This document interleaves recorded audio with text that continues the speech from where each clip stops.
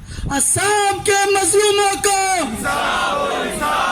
असम के मजलूमों को, लखीमपुर के किसानों को,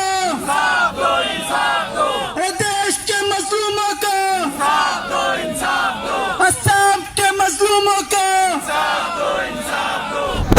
स्वागत है दोस्तों आप सभी का प्रहारी मुंबई में। मेरा नाम है नूर। दोस्तों हम मौजूद है मुंबई के मरीन लाइन इलाके में स्थित इस्लामिक जिम खाना ग्राउंड में। दोस्तों हम आपको बता दें कि इस्लामिक जिम खाना में आज जो है मुंबई अमन कमेटी और अन्य संस्थाओं ने जो है यूपी और आसाम के बेगुनाह लोगों पर हो रहे अत्याचार के खिलाफ जो है यहाँ पे आवाज़ उठाई जा रही है। यहाँ पे जो है शांतिपूर्वक प्रोटेस्ट रखा गया है और साथ ही साथ मौलाना कलीमुद्दीन सिद्दीकी की रिहाई के लिए भी जो है यहाँ पे आवाज़ उठाई जा रही है।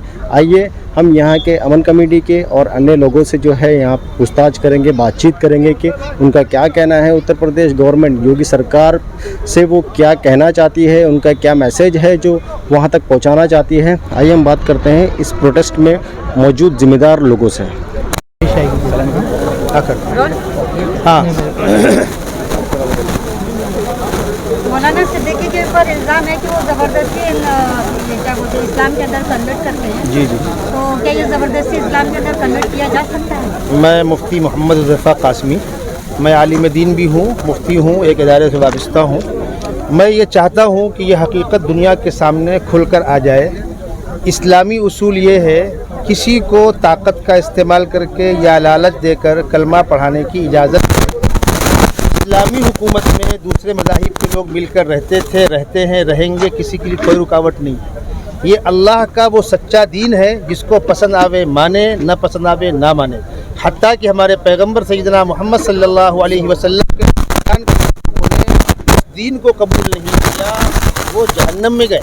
और परदेश से आने वाले दूर दराज से बिलाल हबशी हो, सलमान फ़ारसी हो, सुहैब रूमी हो, या हिंदुस्तान से लेकर के ईस्ट का कहीं कभी इंसान हो, अगर वो कबूल करता है जन्नत उसके इस्तकबाल के लिए खुली हुई है। यहाँ मसला बिरादरवाद का नहीं है, कौमियत का नहीं है। अल्लाह को मानने वाले और ना मानने वाले ये दो कैटेगरी के लोग हैं। मज़हब इस्लाम इस पर बिल्कुल यकीन नहीं रखता कि पूरी दुनिया के अंदर हम ही हम हो और कोई ना हो। बिल्कुल ऐसा नहीं है। जिसको जिस मज़हब पर चलना है उसकी मर्ज़ी, हमारा हक़, हमारा सच ये है। दुनिया इसको पढ़ना चाहती है पढ़े, किसी को अच्छा लगता है वो कबूल करता है, ये उसका ज़ाती मसला है। हम ताकत के ज़ोर पर, पैसे के ज़ोर पर ना कल हमने किसी को कलमा पढ़ाया है, ना आज पढ़ा रहे हैं, ना आइंदा हम पढ़ाने का इरादा रखते हैं। ये हमारे ऊपर सरासर इल्ज़ाम है। और मौलाना कलीम सिद्दीकी के साथ जो ये मामला पेश आया है, पूरे मुल्क में आज 15-20 दिन हो रहे हैं, कोई एक सरकारी एजेंट तक ऐसा नहीं आ सका जो ये कहे कि मौलाना ने मुझको जबरिया कलमा पढ़ाया था, दबाव डाला था। 130 करोड़ की आबादी में कोई एक गवाह आपको नहीं मिल पा रहा है। इतना बड़ा इल्ज़ाम, इससे बड़ा कोई झूठ नहीं होगा, इससे बड़ी कोई जाति नहीं होगी। हाँ, मौलाना योगी आदित्यनाथ जी से आप लोगों की क्या अपील है? ये जो प्रोटेस्ट रखने का आप लोगों का मतलब जो मेन मकसद क्या है कि मैसेज पहुंचाना, कौन सा मैसेज पहुंचाना यूपी तक के?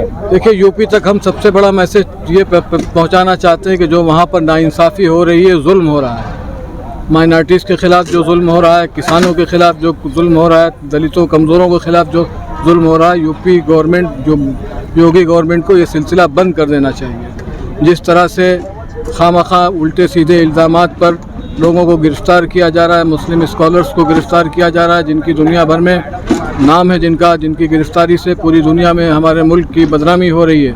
सब जानते हैं कि मौलाना कलीम साहब किस तरह का काम करते हैं, कैसे अमन और भाईचारे का पैगाम पूरी दुनिया में उन्होंने दिया है।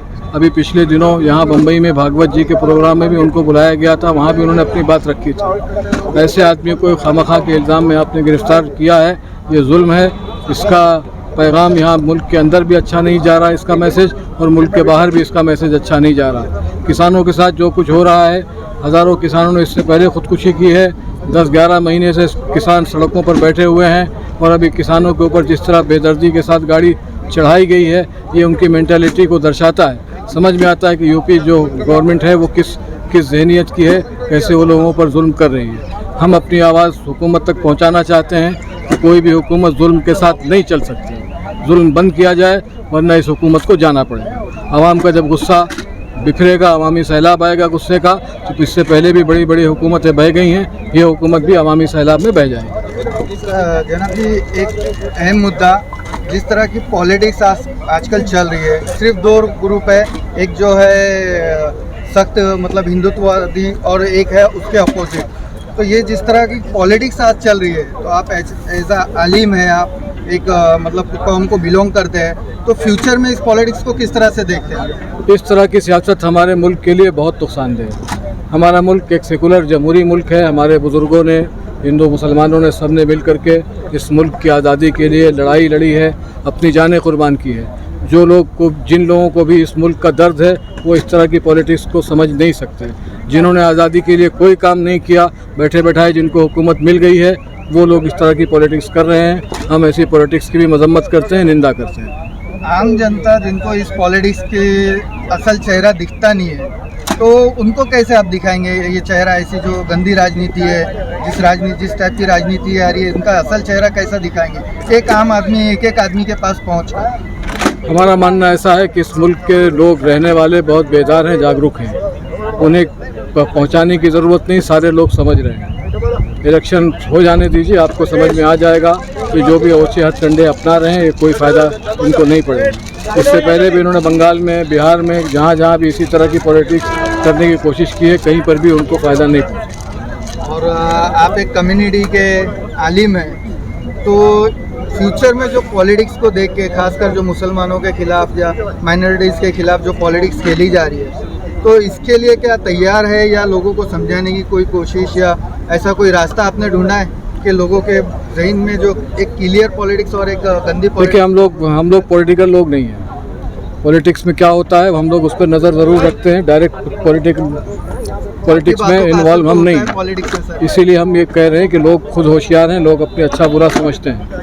हुकूमत इस तरह लोगों को बांटने में कामयाब नहीं होगी। हमारे हिंदुस्तान का जो ख़मीर है, हमारे हिंदुस्तान में लोगों के अंदर जो एक घुट्टी में पड़ा हुआ है, आज से नहीं सदियों से सारे लोग मिलजुल करके एकता के साथ रहते हैं और रहते रहेंगे। अंग्रेज़ों ने भी बहुत कोशिश की बांटने की, डिवाइड एंड रूल, ये गवर्नमेंट भी वही कर रही है। ना अंग्रेज़ उसमें कामयाब हुए, न ये गवर्नमेंट कामयाब होगी।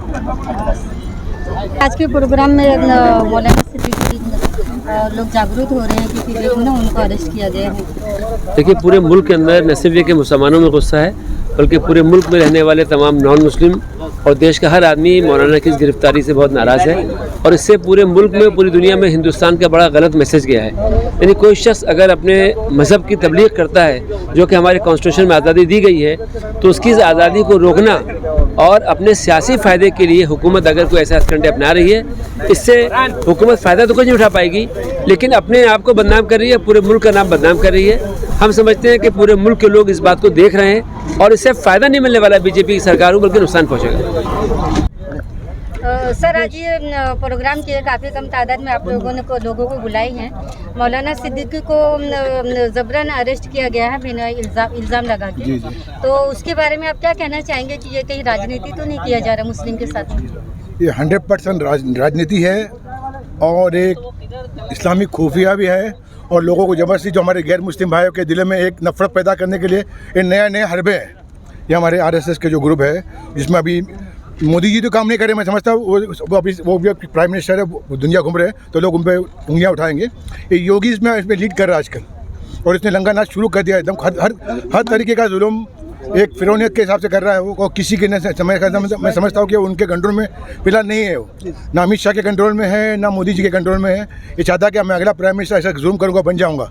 वो चक्कर में ये है कि मैं प्रमोट हो जाऊँगा, लेकिन ये उसको समझ नहीं पा रहा कि इसका भी यूपी इलेक्शन है, इसने अपनी कब्र खोद दिया है, और जितने तशद्दुद कर रहा है उतना वो खड़े में गिरते जा रहा है। इंशाल्लाह हम ये समझ रहे। मौलाना कलीम सिद्दीकी जो एक खुली किताब है, उनको कोई भी 40 साल से एक इंसान जो है मानवता के लिए काम कर रहा है, इंसानियत के लिए काम कर रहा है, और वो इस्लाम का प्रचार किया करते हैं। हमारे इस्लाम में कोई गंदगी गलत चीज़ नहीं है, वो ये प्रचार करते हैं, और वो समझ के कुछ हमारे गैर मुस्लिम भाई को समझ में आता है, वो कभी कभी वो इस्लाम में दाखिल हो जाते हैं। तो ये इस चीज़ है, उनको हमारे लोगों ने कुछ स्टडी किया है, उनकी कोई खुफिया एजेंसी क्या थी समझ में आ रहा है, और इनके अकाउंट में कहते हैं कि 1 से 1.5 करोड़ रुपया कोई मिला, तो 1 से 1.5 करोड़ रुपया उनके अकाउंट में मिला, तो मतलब वाइट रहा होगा ना, वाइट के लिए आप उनको नोटिस दिया, हमारे पास लीगल बहुत अलग अलग वो है, हमारी डिपार्टमेंट है, लीगल डिपार्टमेंट ने उनको नोटिस दिया था हमारे करीम सिद्दीकी साहब को, आपके अकाउंट में पैसा कहाँ से आया और क्यों आया, कैसे मंगाया, और बाहर से आया तो उनके पास FCI का भी पूरा अकाउंट होगा उनका। तो ये सब उनको उनको फॉलो करते हुए उन्होंने उनका एक प्रोग्राम में कहीं मेरठ से दिल्ली के सफ़र में थे, वहाँ पर नमाज के लिए रुके थे, तो वहाँ से उनको एक टेररिस्ट को किस तरह उठा था, डाकू को उस तरह से उठा लिया गया। तो ये तो और ये दिखाने की कोशिश की गई कि हम लोग मुसलमान के इतने बड़े धर्म गुरु को हम लोग किस तरह, ये मेरे हाथ में हुकूमत है, मैं कुछ भी करूँगा। तो और इससे पहले जब इनके ऊपर जुल्म करती थी, जब कांग्रेस गवर्नमेंट के में योगी पे कुछ केसेस हुए थे, जालिम बना किया था, ये पार्लियामेंट में कह के रोते थे मेरे मेरी जान का खतरा है, और भाई 2-3 टाइम रोए, आपका क्लिप लोगों ने घुमाई वो। तो ये आदमी जो अपने आप को मजलूम साबित करता था, आज उससे बड़ा जालिम हिंदुस्तान में कोई नहीं, मैं समझ रहा हूँ। आगे आपके क्या रहेगा रणनीति क्या रहेगी? रणनीति ये कि भी हमारा जब तक ये लॉकडाउन के चल रहा है, कोविड का भी हमने सुना कल परसों हमारा रिपोर्ट मिला कि पूरा तीसरी लहर नहीं आएगी इंशाल्लाह। अगर नहीं आएगी और अब 8-10 दिन बाद अगर पूरा खुलता है तो हम वहाँ पे मैसेज जा रहा है, हम दिल्ली में हमारा इसका क्या रिएक्शन देखेंगे। नहीं तो बॉम्बे में भी 4 से 5 लाख आदमी हम जमा करेंगे और दिल्ली में भी इसका जवाब देंगे और यूपी में भी जवाब देंगे, इतने लोग जमा करके। तो यहाँ के लोग दिल्ली में भी जाएंगे? ज़रूर जाएंगे, वहाँ पे भी मोरदास करेंगे, वहाँ के लोगों को मोरदास कर, यहाँ के लोग भी वहाँ जाएंगे। आपको क्या कहना चाहेंगे इसके बारे में? देखिए, मैं सबसे पहले तो ये कहूँगा कि विनाशकाली विपरीत बुद्धि, जब इंसान का विनाश होने वाला रहता है तो उसकी बुद्धि भ्रष्ट होती है। तो हमारे योगी जी का भी इस तरह से कुछ हाल है, उनको लग रहा है कि अब उनकी कुर्सी छूटने वाली है और उसके बाद उनका अंजाम भी बहुत बुरा होने वाला है, इसलिए वो ऐसी चीज़ें खुद कर रहे हैं। एक तो कलीम सिद्दीकी जैसे शरीफ और बहुत ही वेल नोन और बहुत ही शांतता के लिए काम करने वाले। देखिए, इस्लाम के जो मायने होते हैं वो मायने ही शांतता के हैं, और जो आदमी पूरे भारत में शांतता का पैगाम दे रहा हो उसको आप ATS के ज़रिए गिरफ़्तार कराते हो, अरेस्ट कराते हो। मैं समझता हूँ कि ये एक फोबिया है, एक डर है आपके दिल में, उसके तहत ये अरेस्ट हुआ है, जो कि बहुत ही घिनौनी साजिश है। और ऐसी साजिश से वो इलेक्शन जीतने वाले नहीं। हमारे भारत के लोग बहुत ही शांति पसंद है और वो समझते हैं कि क्या अच्छा है और क्या बुरा है। और भारत देश में हमारे को देवान घेवान के लिए हम सबको यहाँ आज़ादी है कि एक दूसरे के विचार हम ले दे सकते हैं, और जो इंसान को जो चीज़ अच्छी लगी वो उसे अपना सकता है। ये सारे राइट्स हमको बाबा साहेब अम्बेडकर के संविधान ने दिया है और उसी के तहत काम चल रहा है। इसमें कोई गैर कानूनी चीज़ नहीं है और आगे भी ये काम हमें कॉन्स्टिट्यूशन के हिसाब से ये चलता रहेगा। मौलाना कलीम सिद्दीकी को जबरन अरेस्ट किया गया, जिसकी वजह से पूरी मुंबई के सारे देश में जो प्रोटेस्ट किया जा रहा है, तो आगे आपकी क्या रणनीति रहेगी इसके बारे में? आगे कदम क्या रहेगा? ये तो पहली एक रणनीति है कि हम हमारी जो आवाज़ है पूरे भारत से हम यूपी हुकूमत को भी पहुँचाएँ और मोदी हुकूमत को भी पहुँचाएँ, ताकि वो इंसाफ पे काम करे, इंसाफ पे मुबनी फैसला करे। और सब लोग जानते हैं और वो ख़ुद भी जानते हैं कि गैर नाइंसाफ़ी हुआ है, तो हम ये समझते हैं कि हमारी जो आवाज़ से, और हमको यकीन भी है कि ये आवाज़ से मोदी जी और योगी जी और ये ज़रूर कलीम सिद्दीकी साहब को रिहा करेंगे, और मुझे नहीं लगता कि हमको अगला कदम कुछ उठाना पड़ेगा। सर, सेंट्रल गवर्नमेंट 7 साल से सेंट्रल में बीजेपी की हुकूमत है और 4.5 साल से यूपी में बीजेपी की हुकूमत है। इसके बावजूद भी बहुत सारे ऐसे केसेस हुए हैं जो मतलब बेगुनाहों को फंसाया गया है, उसका आज तक रिजल्ट नहीं आया। तो इसकी उम्मीद कैसे की जा सकती है कि मौलाना कलीम सिद्दीकी साहब को जो आप आवाज़ उठा रहे हैं और वो सुनेंगे? देखिए, कोई भी जब आवाज़ उठती है तो वो रायगा नहीं जाती। कई फैसले ऐसे हुए हैं कि लोगों ने आवाज़ें उठाई और वो पार्लियामेंट तक के जाके पहुंच के, आपने देखा कि इससे पहले भी टाडा और पोटा ऐसे संगीन कायदे गवर्नमेंट ने लाई थी और उसका बहुत गलत इस्तेमाल पुलिस की तरफ से हुआ था। लेकिन इन सारे हमारे अमन पसंद, शांति पसंद और इंसाफ पसंद भारतीयों ने, हिंदू मुस्लिम और सारे मज़ाहिब के लोगों ने आवाज़ उठाई और टाडा और पोटा को हम रद्द करने में कामयाब हुए। और हमारा अगला कदम आप देखिए कि हम UAPA और इस तरह के जो कायदे जिससे मासूमों को जो गिरफ़्तार किया जा रहा है, उस पर हमारी अगली रणनीति रहेंगी। उसके लिए हम सारे लीगल टीम जो कोई भी मज़हब से हो उनको साथ में लेके गवर्नमेंट तक की आवाज़ पहुंचाएंगे। और हमें उम्मीद है कि हमारा कॉन्स्टिट्यूशन भले ही आज उसमें कुछ इंटरफेरेंस हो रहा हो, लेकिन कोई भी जो जुडिशरी होती है वहाँ ज़्यादा देर तक किसी की नहीं चलती। एक दिन ज़रूर आएगा जहाँ हम सबको इंसाफ मिलेगा और उनको उम्मीद है कि भारत में हमारे साथ भी इंसाफ होगा। अरे ये योगी तेरी तानाशाही नहीं चलेगी, नहीं चलेगी। आवाज दिल्ली तक जानी चाहिए। मौलाना कलीम सिद्दीकी को रिहा करो, मौलाना कलीम सिद्दीकी को रिहा करो, मौलाना उमर को तुमको रिहा करो, मौलाना उमर को तुमको रिहा करो, योगी तेरी तानाशाही नहीं चलेगी, नहीं चलेगी।